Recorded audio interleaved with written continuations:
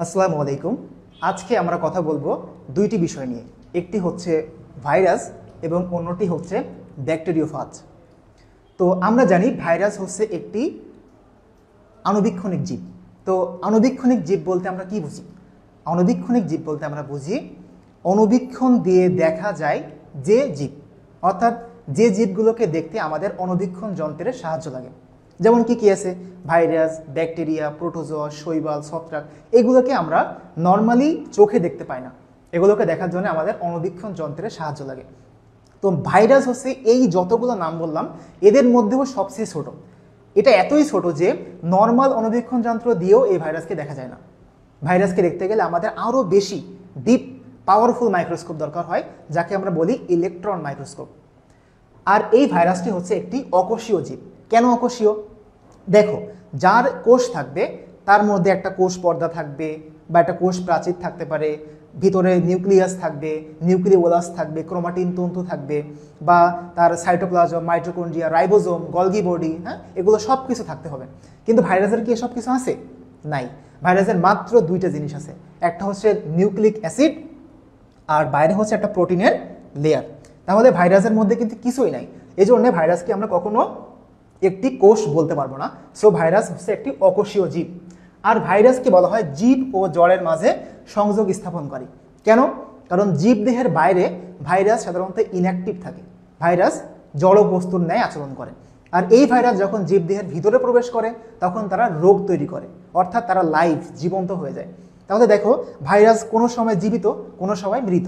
এই জন্যে ভাইরাসকে আমরা বলি জীব ও জড়ের মাঝে সংযোগ স্থাপন করে। এখন চলে আসি এই যে ভাইরাস, সেটা তার আকার আকৃতিগত, তার গাঠনিক চিত্র সম্পর্কে। দেখো, ভাইরাসের ভিতরে আমি আগেই বলছি দুইটা জিনিস থাকে, একটি হচ্ছে তার জিনোম। জিনোম আমরা জানি আমাদের শরীরেও থাকে, কি ডিএনএ থাকে, আরএনএ থাকে।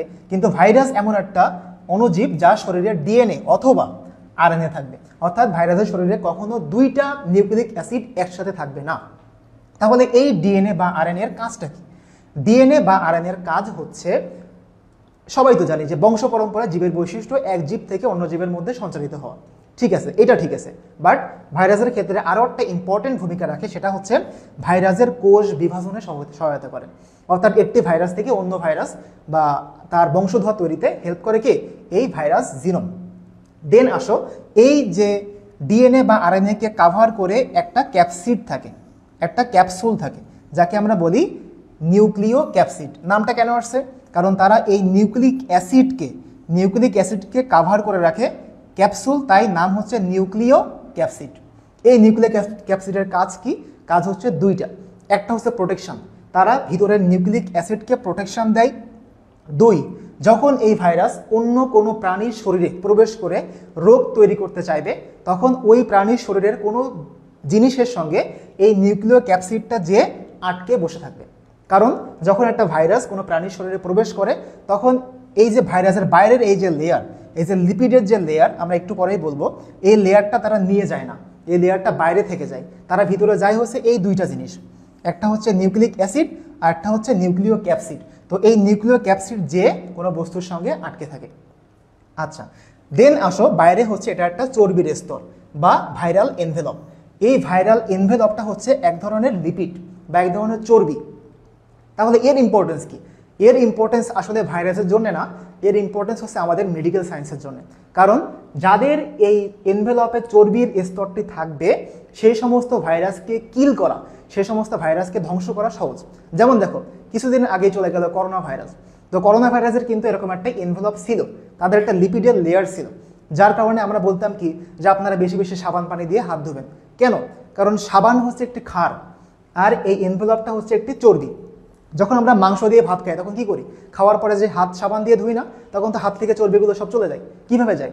কারণ ক্ষারের সঙ্গে চর্বি বিক্রিয়া করে নিষ্ক্রিয় হয়ে যায়।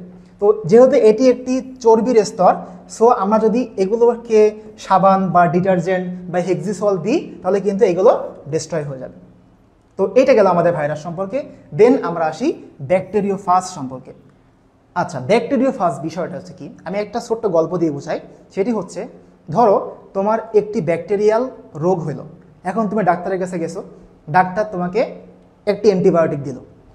এবং ডাক্তার বলল যে এই অ্যান্টিবায়োটিক তুমি 7 দিন ধরে খাবে।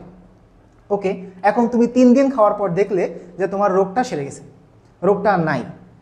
এখন তুমি বললে যে আরে এত টাকা দিয়ে অ্যান্টিবায়োটিক খাওয়ার কি দরকার, তো 3 দিন খাওয়ার পরে তুমি অ্যান্টিবায়োটিক অফ করে দিলে। এখন সমস্যাটা কি? সমস্যা হচ্ছে ধরো তোমার শরীরে প্রথমে 100টি জীবাণু ছিল, 100টি জীবাণু, 3 দিন অ্যান্টিবায়োটিক খাওয়ার পরে 90টি জীবাণু মারা গেল। তাহলে তোমার শরীরে জীবাণু থাকলো আর কয়টা? মাত্র 10টা। তাহলে এই 10টি জীবাণু কিন্তু তোমার শরীরে রোগের লক্ষণ প্রকাশ করতে পারবে না। এই জন্যে তুমি মনে করতেছো যে আমি তো সেরে গেছি, আমার তো আর ওষুধ খাওয়া দরকার নেই, বাট আলটিমেটলি কি তুমি সুস্থ? না, কারণ আমার শরীরে এখনও 10টি জীবাণু থেকে গেল। ক্ষতিটা কি? ক্ষতি হচ্ছে যখন পরবর্তীতে তোমার শরীরে আরও কোনো ব্যাকটেরিয়া প্রবেশ করবে, ধরো এরকম আরও অনেক ব্যাকটেরিয়া তোমার শরীরে প্রবেশ করলো, তখন একটা বদমাইশ ভাইরাস আছে, এই বদমাইশ ভাইরাস কি করে, সে প্রথমে এর ভিতরে যাবে, অর্থাৎ কার ভিতরে যাবে? যে 10টা এই অ্যান্টিবায়োটিক খেয়ে মরেনি তার ভিতরে সে যাবে। যে এই যে 10টি ব্যাকটেরিয়া, তারা তো এই অ্যান্টিবায়োটিকের বিরুদ্ধে প্রতিরক্ষা ব্যবস্থা গ্রহণ করেছে, তাই না? তাহলে তাদের যে বৈশিষ্ট্য, এই অ্যান্টিবায়োটিকের বিরুদ্ধে তাদের যে বৈশিষ্ট্য অর্জন করেছে, সেই বৈশিষ্ট্য এখন গ্রহণ করবে কে? এই ভাইরাস। গ্রহণ করার পর সে এই বৈশিষ্ট্যগুলোকে নিয়ে এদের ভিতরে দিয়ে দিল, এদের ভিতরে দিয়ে দিল। যখন এদের ভিতরে এই বৈশিষ্ট্যগুলো দিয়ে দিল, তখন দেখো তো এই সমস্ত ব্যাকটেরিয়াগুলাই এখন এই অ্যান্টিবায়োটিক দিয়ে আর কাজ হবে? হবে না। তার মানে এই সমস্ত ব্যাকটেরিয়াগুলো কিন্তু এই অ্যান্টিবায়োটিক দিয়ে আর কেউই মরবে না। অর্থাৎ এইটিই হচ্ছে আমাদের ব্যাকটেরিওফাজ। এই যে ভাইরাসটা ব্যাকটেরিয়ার বৈশিষ্ট্য অন্য ব্যাকটেরিয়ার শরীরে ট্রান্সফার করে, সেটিকে আমরা বলি bacteriophage, which is very dangerous. So আজকে এই পর্যন্তই। Thank you very much.